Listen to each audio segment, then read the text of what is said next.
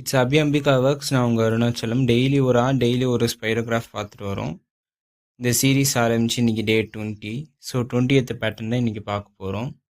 So எப்பயும் போல் stencil எல்லாம் place பண்ணிட்டோம். இன்றைக்கி இதில் என்ன பார்க்குறோன்னா அந்த ஸ்டென்சில் இருக்கிற அடுத்தடுத்த ஷேப்ஸை தான் நம்ம சூஸ் பண்ணி இதை மேக் பண்ண போகிறோம்.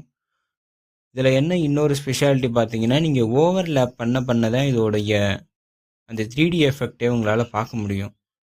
கலர்ஸ் சூஸ் பண்ணுறதுலையும் நீங்கள் அடுத்தடுத்து ஓவர்லேப் பண்ணுறதுலையும் தான் இதோடைய நல்ல ரிசல்ட்டை நீங்கள் பார்க்க முடியும்.